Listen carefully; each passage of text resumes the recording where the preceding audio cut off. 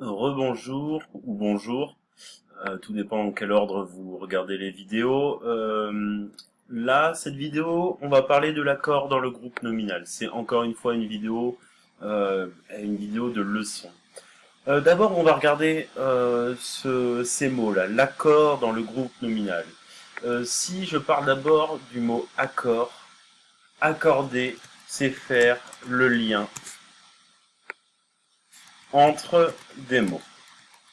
Faire le lien, les lier, c'est-à-dire essayer de comprendre comment ils fonctionnent entre eux, quelles sont leurs connexions. Le groupe nominal, pour rappel, parce que ça, on l'a déjà vu un millier de fois, c'est un groupe de mots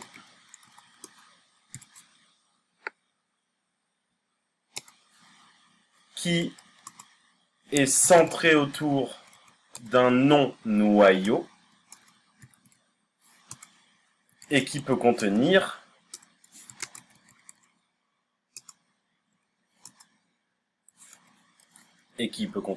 adjectifs et déterminants, pour aller vite. Donc, le groupe nominal, c'est évidemment un groupe nominal. Le nom noyau, c'est groupe. Le déterminant, c'est le. Et évidemment, adjectif nominal. Le groupe est nominal.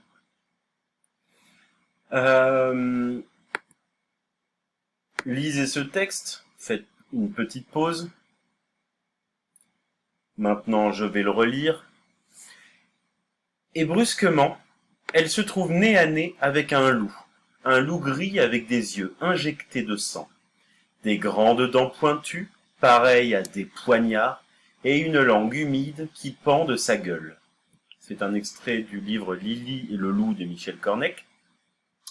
J'ai mis des mots en gras. Ces mots en gras, donc un loup gris, des grandes dents pointues, des grandes dents,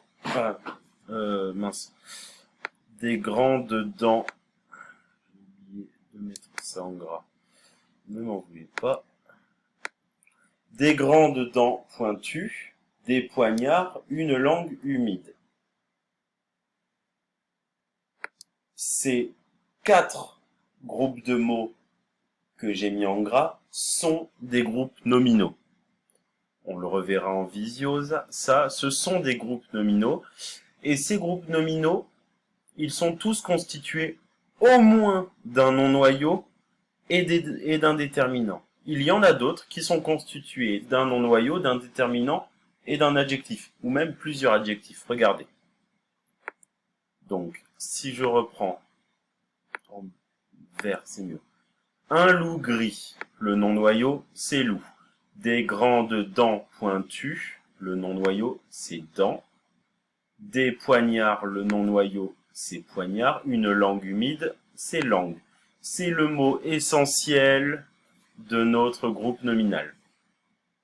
On observe ensuite les déterminants. Un, des, une. Et on a derrière les adjectifs gris, grande et pointue et humide.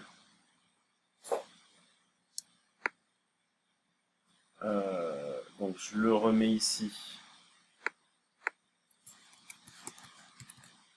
C'est un petit rappel mais qui a toute son importance évidemment pour ne pas être perdu.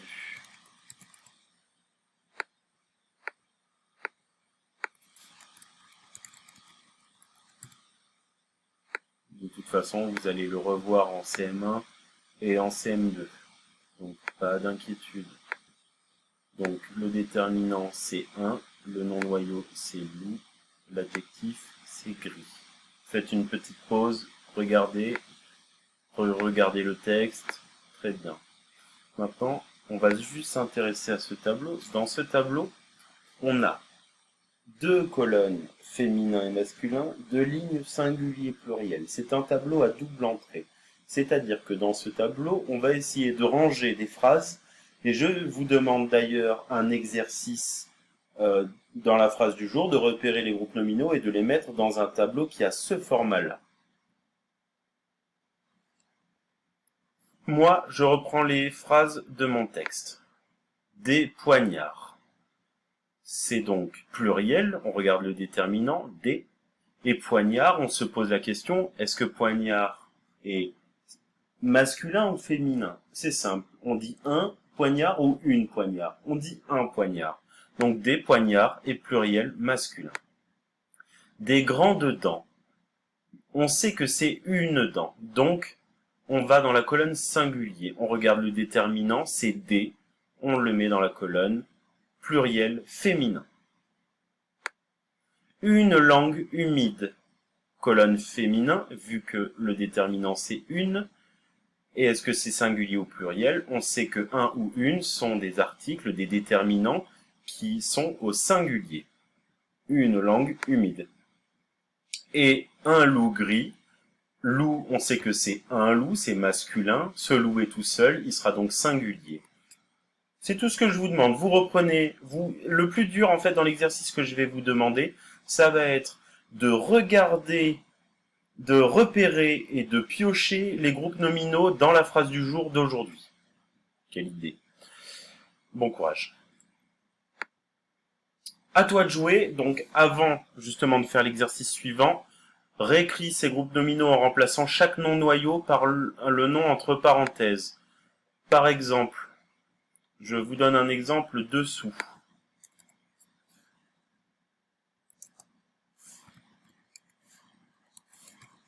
Ma belle-sœur, pardon, ma belle-sœur, pas belle-sœur, entre parenthèses, je mets